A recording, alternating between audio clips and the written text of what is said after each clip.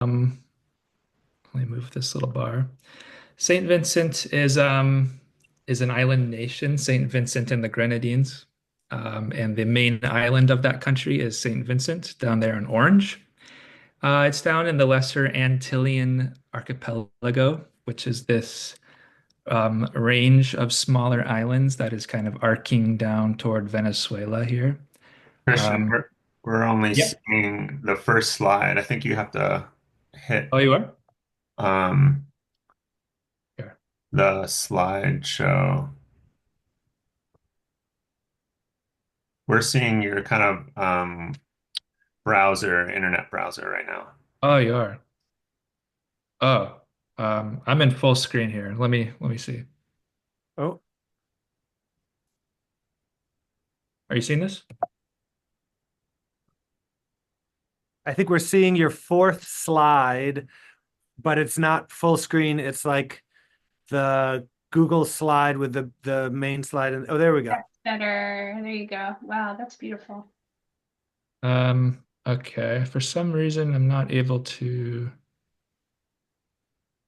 adjust my.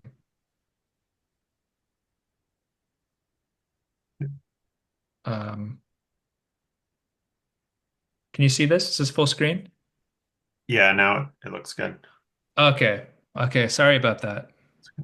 No worries. Yeah, I didn't know. So yeah, this is Saint Vincent and the Grenadines down here in the Lesser Antilles.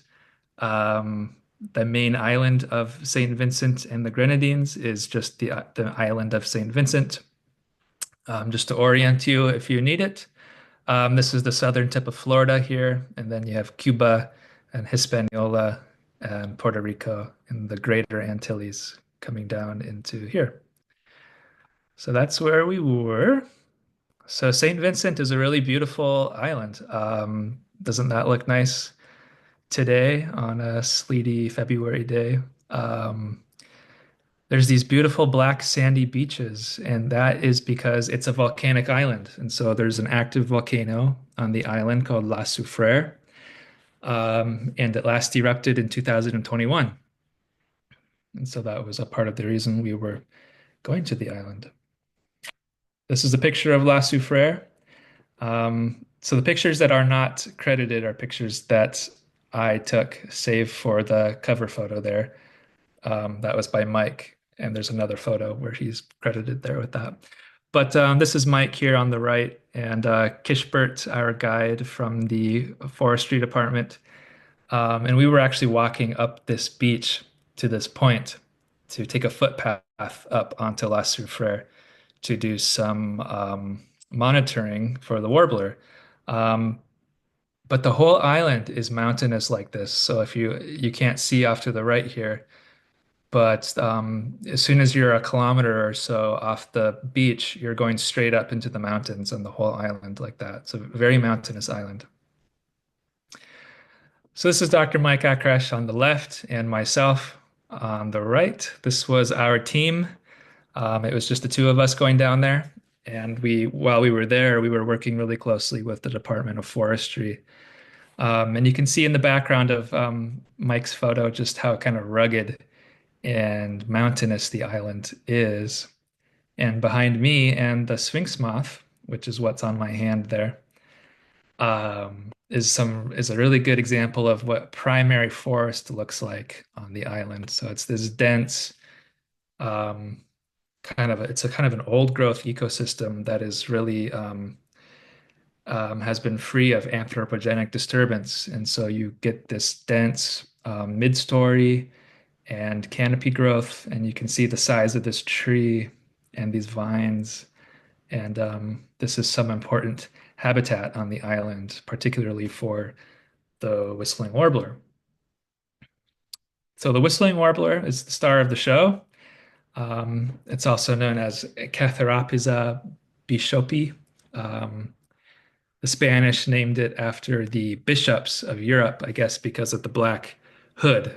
Um, but the whistling warbler is an endemic and an endangered species. It's on the IUCN Red List. That's the International Union for the Conservation of Nature. And their red list is kind of the highest level of threat that a species can be at. And the warbler is also endemic. And so, if you don't know what endemic means, it's when a species is isolated in its range um, to a certain geographic location or a certain niche, and its range can't expand beyond that point. And so that's kind of, it can be common to see island species as endemic to certain islands. You can also see it in certain like alpine areas. But when you have a species that is endemic and endangered, that can be a double red flag because not only is the population declining, due to whatever reasons, the population also can't expand or move. So that can be, particularly important for conservationists to look at. So uh, Dr. Akresh has been studying the warbler since 2022. He went down there in 22, 23, and with myself in 24. And what he's been doing is collecting, um, doing point counts and on transects and collecting data on the warbler, getting occupancy data and monitoring the population over time, particularly since the aftermath of the eruption in 2021. So while we're down there, this is what we're doing is we're using this ProAlice protocol, which is a Spanish um, acronym that loosely means the study of Latin American wild birds. And it's a protocol of land bird monitoring that was specifically designed to work with the forest type of Latin America and the Caribbean, so really dense forests. And what we're doing is we're going to these points that are on transects, and we're identifying during the span of a 10-minute checklist using eBird, we're identifying all the birds that we can see and or hear and annotating them as individuals within the species, and then trying to determine if they're inside or outside of a 30-meter radius, which kind of goes into some of the data. You kind of input that information into the data system um, at the end. And then any birds that are flying over the point are marked as a flyover. So this was really fun because I had to learn all the birds of the island by sight and by sound before I went, so I could do this. And so I got a lot of good use out of this bird guide, The Birds of the West Indies from Princeton University Press. Um, and unfortunately, there was a lot of the calls on eBird that I could study before I went. So it was a really cool opportunity to become an expert in some sense on the birds of this island. Um, and so here is what the points look like on a transect. So the points are about 200 to 300 meters apart.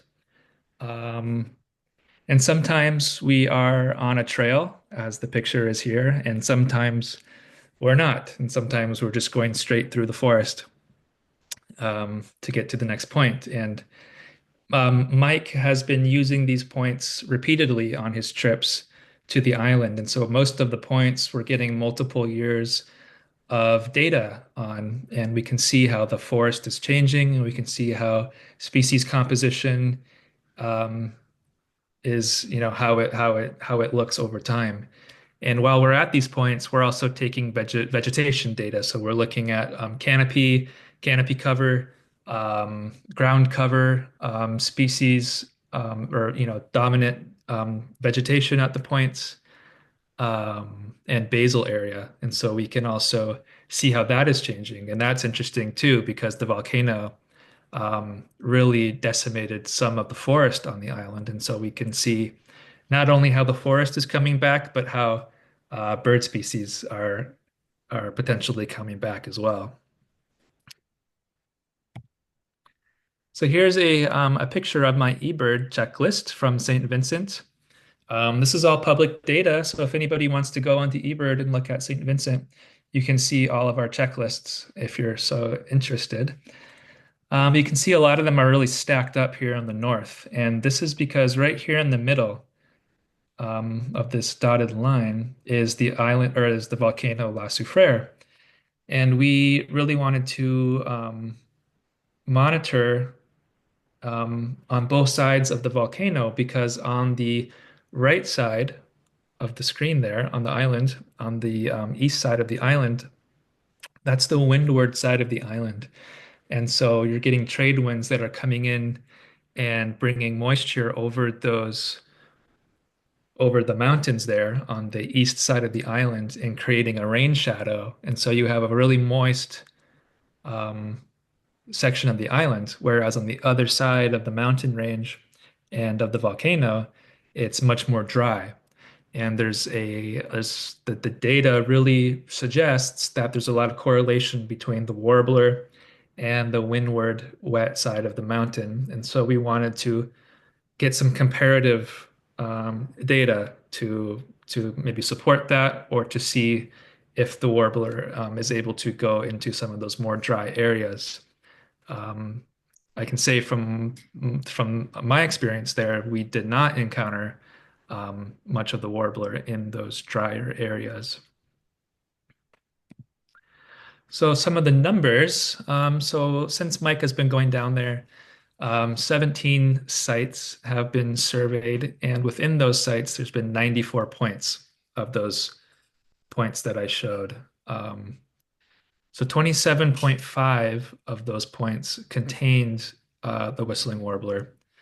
And Mike and some of his colleagues on an unpublished paper have estimated that there's about 1,620 warblers on the island within a 9,000 hectare range. So that's important to keep in mind that while the warbler is endemic to the whole island, that doesn't mean that the whole island is in the range of the warbler. The warbler has actually a sub, I guess you could call it a sub range within the island of which it is endemic to. So that's important to keep in mind. So occupancy probabilities of the warbler, based on what data we have so far, has been highest in wet forests with moss on the windward side of the island and in primary forest in palm break. And so primary forest again is like it's basically an old the kind of the tropical version of an old growth forest, I guess we would say. It's been, it's forested area that's really has not encountered much anthropogenic disturbance. It's usually in really remote, steep parts of the island that are difficult to access. And palm break. And so palm break is when you're climbing an elevation through the primary forest, you start getting high enough in elevation that the forest becomes a little more scrubby. The canopy height comes down, and you get into a habitat called palm break. And that's kind of the top. It seems to be the top of the range of the warbler. And so occupancy is highest in elevations between 400 and 650 meters. So there's kind of a sweet spot there because above 650 meters, you're getting into kind of more elfin scrubland where the vegetation's not much higher than your waist or so. And below 400 meters, you're getting into a lot of agricultural land and like plantations. Which Mike has surveyed in those areas and has not come up with warblers down there. So some of the ongoing threats to the warbler are volcanism from La Soufrière. So it last erupted in 2021, and fortunately, the eruption was aimed more. It kind of blew out towards the north and the west of the island on the drier side. That's also fortunately a really unpopulated part of the island. So I don't think there were any fatalities of that eruption. It also spared a lot of the primary forest over on the east side of the island, but that might not be the case in the future. And even though it didn't erupt out that side of to that side of the mountain, it did leave a lot of ash deposit all over the island. And so you had ash deposits on the floor of a lot of the primary forest that potentially impacted the ability of some birds to forage. And I think Mike had found some birds that um, were not present where maybe they should have been after the volcano, perhaps due to some of that volcanic those ash deposits that in 2024 some of those species started coming back. Maybe as the ash got um, decomposed and broken down. Agricultural development and deforestation kind of go hand in hand. Sometimes primary forest area is cleared for agricultural development. And, there's also the potentiality for deforestation for timber. Although the forestry department of St. Vincent is really, they do a really good job managing their forests and they're really ecologically minded in how they're working, which is wonderful. Um, so increased rainfall and mudslides is another growing threat because as the planet warms, there's more rainfall and unseasonal rainfall. We were actually there in the dry season. I didn't even bring a raincoat. I thought it was going to be dry. I think the first week we were there, we must have got about 10 inches of rain. I don't know how much it actually was, but I think it rained nonstop. And when you get unseasonal rains like that in the dry season, the soil isn't really prepared to receive that much moisture. And in those steep montane primary forests, you can get big mudslides that can clear out, huge swaths of primary forest, um, which can be a big threat to the habitat of the warbler, obviously.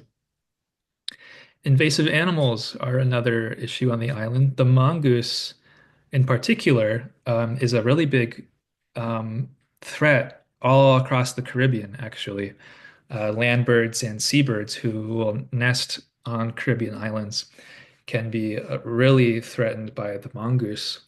But also rats and cats can also predate the young and the eggs of the warbler and other species. And hurricanes as well. So hurricanes are also increasing in their prevalence and as well in strength. And there's a risk that as those hurricanes hit the windward side of the island, that they can cause a lot of damage to those exposed primary forests. So most recently, Hurricane Beryl in the summer of 24, just after we were there, did hit the island of St. Vincent, and we don't actually know um, the extent of the damage. So some future work, if anybody wants to get involved.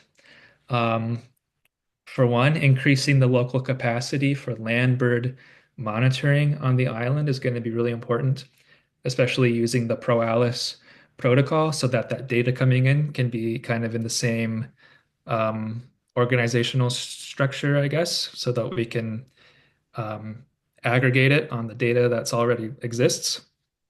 And I think in 2023, when Mike went to St. Vincent with Antioch student Caitlin Akresh, they did some workshops on teaching bird ID and how to use eBird and how to do the ProAlice protocol. Um, and so that's really important in getting the kind of monitoring, the levels of monitoring that we need. Confirming the breeding season and confirming a nest identification is going to be really important. There's some anecdotal data about the potentially the breeding season being in the winter um, or in the late spring. The warblers sing a lot in the summer, and so it's possible that there's multiple times a year that the warbler is breeding, which some tropical birds do. Um, and there hasn't been a confirmed nest yet, and so we don't know what the nests are made out of. We don't know where they're being placed. And all of this is really important information for a comprehensive conservation action plan to be as targeted as possible.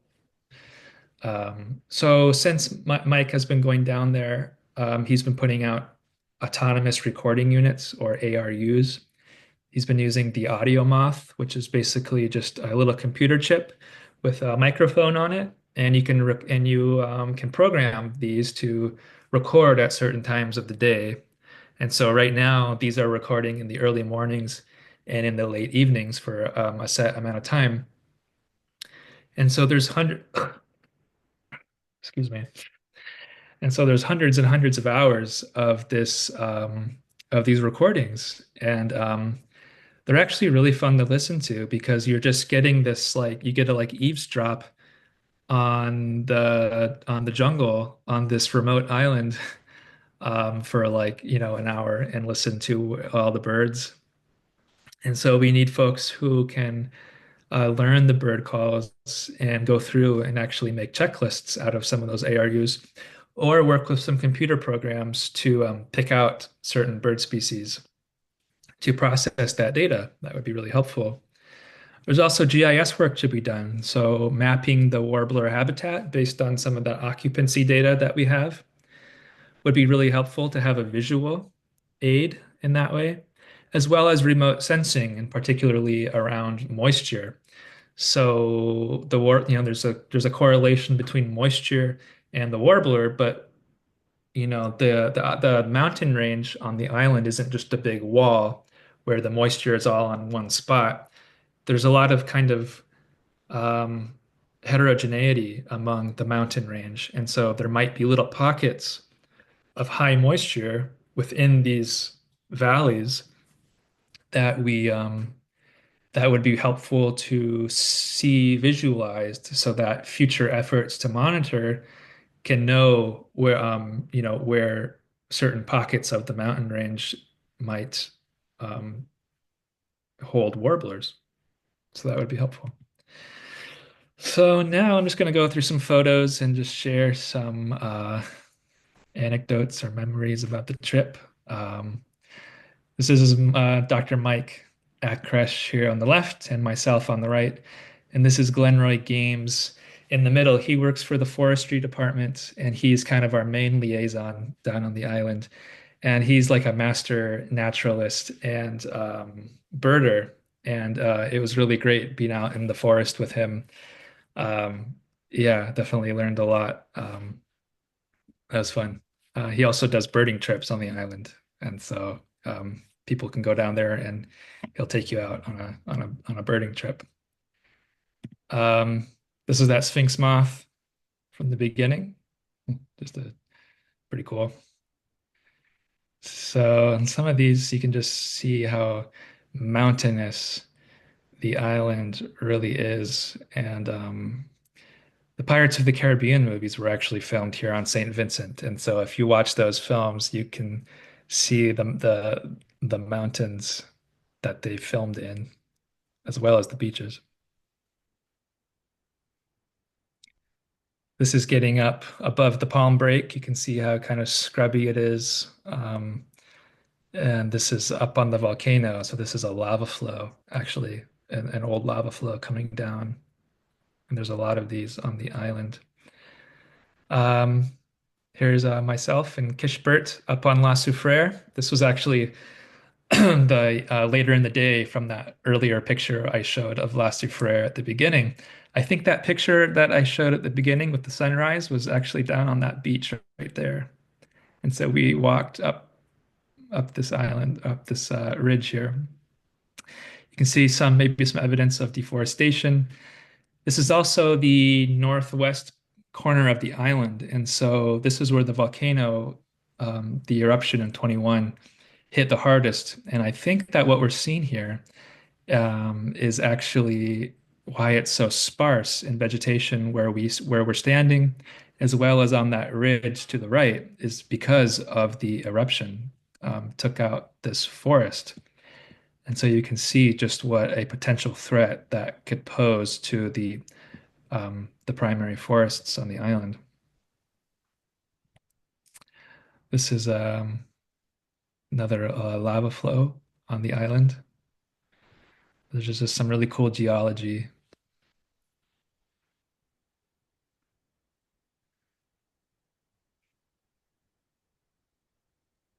So sometimes, when we're not on a trail, it's the growth can be so thick that we just have to cut a tunnel with a machete.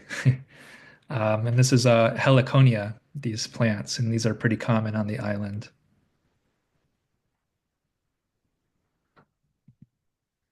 This is a nice warbler spot. We didn't actually get any warblers here this year. Mike has in the past, but it has this little waterfall. So you have the sound of water, you have this pool, you have primary forest, and there's some bamboo, which there was some uh, um, question about if there was a correlation with bamboo and warbler nest building. Of course, we don't have a nest, so we're not really sure, but nice little spot. There's some bamboo. This is a picture of us climbing straight up a mountain. This is just a lot of the time. This is how we just had to access some of the points on the island was just going straight up, uh, that elevation through the forest. So here's a nest. I think Mike has kind of moved away from thinking that these may be warbler nests, but he has found several of these kinds of nests. This is about maybe 10 to 12 inches from top to bottom.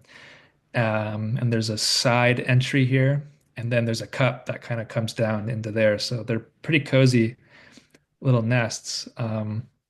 There's some other species on the island, like the banana quit and the lesser Antillean bullfinch, that make similar nests with side entrances. But there are some anomalous features about these nests, particularly how kind of scruffy they are, and their size. So there's a lot of bamboo worked into this found. He's found several. So that was the idea that if these were warbler nests, there might be a correlation to bamboo, bamboo being present, and moss. These nests also have a lot of moss worked into them, and so that was some of the thinking around some of the moss correlation. Here's a plantation. These are banana trees, actually, I believe. And Mike in the past has surveyed in these plantations and has not found warblers. And so, there's the potential threat that if primary forest is being replaced with these plantations, that it could be, whoops, moving them further out of that range. Here's Glenroy bravely walking past this bull over here on the left. So this is all primary forest in the background there, and this is an agricultural clearing. This is um, maybe 2 acres or more. Not an uncommon sight. Stick bug, bigger stick bug. A beautiful wildflower. I don't have the ID, but I just wanted to share it because I thought it was beautiful. And this is an endemic gecko to the island. And they kind of share some of the habitat with the warbler. You can find these guys up in the wet primary forest in the mountains. And this is the St. Vincent parrot. This is also an IUCN red listed species that is also endemic to the island of St. Vincent. And they get a lot of conservation attention, fortunately. And there's a lot of funding for them. and people working with them. And they're kind of they're like the mascot of St. Vincent. And so that would be a whole nother talk to get into them. But it was really, really a privilege to see them in the wild. And so, yeah, I just want to just send my gratitude to all these organizations and people. Thanks to Antioch and Dr. Mike Akresh for bringing me on the trip and giving me the opportunity to do this. Big thanks to Birds Caribbean for some of the funding they provided and just for all the work they're doing in Latin America and the Caribbean for the conservation of birds. Big thank you to the St. Vincent and the Grenadines Forestry Department. Without them, we wouldn't have been able to access our sites, and just a big thanks to them for their continuous ongoing work for the wildlife on their island. And a big thanks to the Institute for International Conservation, Dr. Mike Akresh and Dr. Jason Rhodes for running that. And thank you to for everybody who's bought coffee from them, because the funds from that are what make experiences like this possible. And so um, yeah, just a lot of gratitude and appreciation. Thanks for hanging out with me and listening to this. So um, I'm happy to take any questions if anybody has any, or yeah, thanks for being here.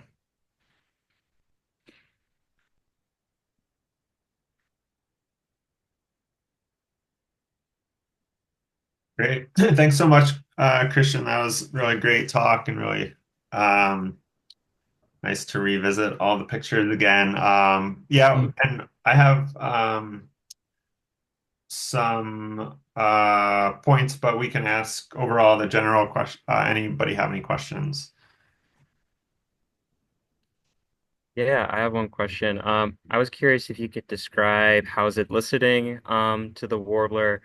I feel like with some vocalizations you can hear them within 30 meters really easily versus, outside a little bit more difficult. Some birds can really um you can really pick it up. I'm just curious, how was it listening to whistling warbler? Yeah, fortunately, hey Chris, yeah, I'm glad you're here. I didn't see you. Yeah, they are fortunately very loud. They don't have a call like other warblers that I know. It's a really unique call. And it's kind of this like building crescendo that gets really loud and then it kind of comes back down. And it's really long and it's really distinct. And so yeah, you can hear them from a ways off. You can actually hear them like echoing in the valleys up there, which is really cool. And I think my second question is, yeah, can you talk a little bit about the point count procedure and how that worked with eBird because you can't really do within 30 meters and outside? And did you use eBird breeding codes? Um, no, I don't think we were using eBird breeding codes. And I mean, if we were, it was on personal checklists. We actually had the Pro Alice protocol kind of like I was just building it into the eBird like on my checklist in the notes. So we would just distinguish if it was, band one or band two, if it was inside the 30 meters or if we thought it was outside the 30 meters. Not always obvious, but you do the best you can. Um, yeah, and so we would do a 10-minute checklist. We would end the checklist and we would immediately do a second 10-minute checklist and end that. So we're doing 20 minutes total there. And then we would do a 5-minute playback, where for 2 minutes we would play the warbler's call on a Bluetooth speaker to see if we could call the bird in or if we could have it call back to us. And then that would be its own separate 5-minute checklist. Thank you. Yeah. Yeah, just a few notes. The Pro Alice is embedded into eBird checklist that you can specify 30 meters versus 100 the distance bins. It's because it's used throughout Latin America and the Caribbean. You can specify that, and I also have a collaborator that works was working at Cornell that could kind of then download the data in those distance bins. But just for general point counts elsewhere, it's yeah, you kind of have to put it in the notes or it doesn't really work to work in distance bins. Um, yeah, and we had to kind of like specify flyovers in the breeding code to kind of specify those separate from the other birds. Yeah. Yeah.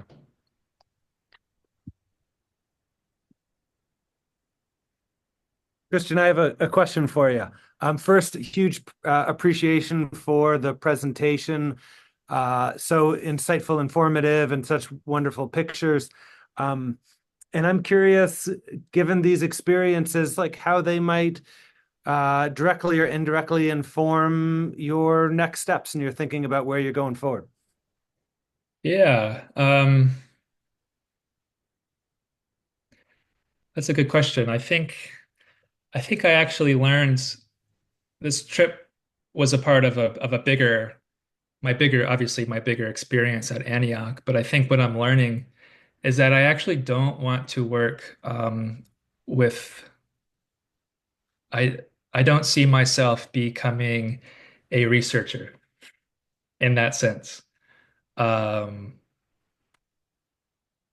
yeah, I find that when I'm, revisiting these pictures and, being in my classes through my time at Antioch, what really comes alive for me is just kind of the relational aspect between me and the place that I'm in. And so that was really prominent for me on St. Vincent, of just being like really kind of wanting to um, more in a felt sense be on the island. And I wanted to learn maybe more about the culture of the island and the history of the island. And um, yeah, I was really grateful actually to be there not doing that and to see like to kind of have that reflected to me in that way, I think was really valuable. And yeah, I think going forward, that's how I don't really know what it's going to look like, but I can really see for myself that yeah, there's something about the relationships, the felt relationships to the natural world that are really important to me and are becoming more and more central to the way that I see myself working with the natural world. Thanks. Thanks. Yeah.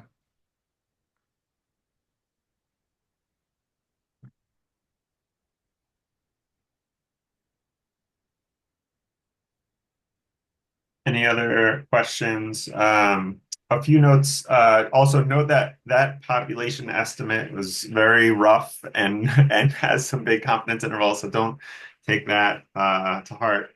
Still working on that. Um,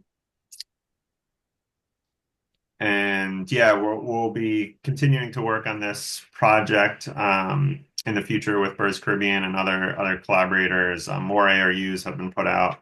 Um, this year and hopefully get down there, I think this summer in July again to work on a conservation action plan and maybe do some field work. We'll see. But a lot of the field work with more ARUs, audio recorders are being put out actually this spring. So yeah. Cool.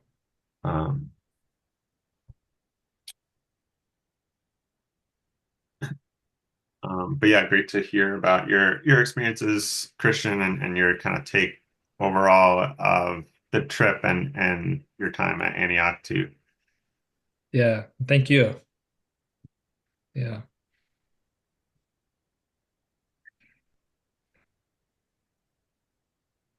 Anybody have any other comments? No, there's a few things coming in the chat.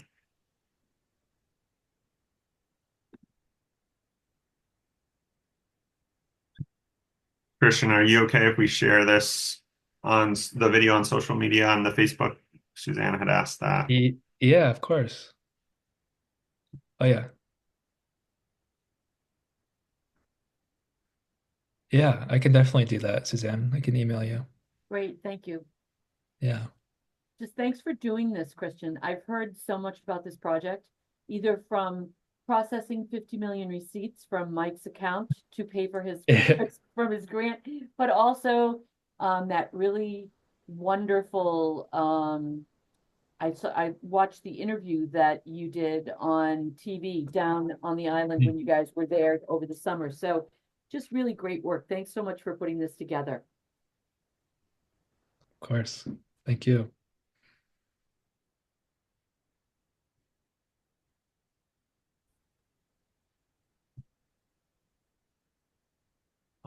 Great. So yeah, if there's no other comments or questions, want to thank Christian and we do have IIC grant funding that Antioch students can apply for future international trips.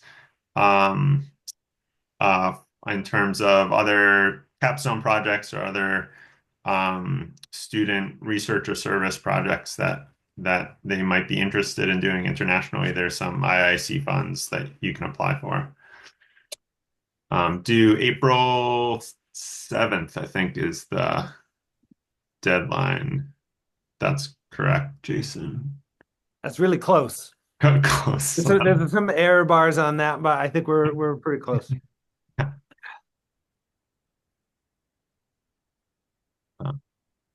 Okay. Well, thanks everybody for being here. I appreciate it. And Thanks, Mike. Thank you. yeah, Thank you, have a great rest Christian. of your day.